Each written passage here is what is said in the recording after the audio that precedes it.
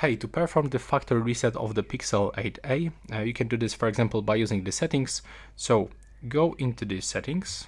Now you will have to scroll. When you reach system, you have to open it. And now you will have to scroll all the way down, select reset options. And now before you actually start factory reset, it's actually highly recommended to remove from your phone the SIM card that it's in the SIM slot, and also just remember to perform the backup of this device. So all of your photos, messages and stuff like this, because you will actually erase all data from your phone. Then click here. If you do this, here you can find another information.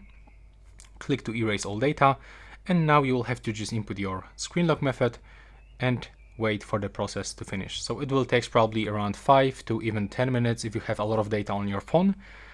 And after this, your smartphone will be turned on and you will be able to set it up one more time.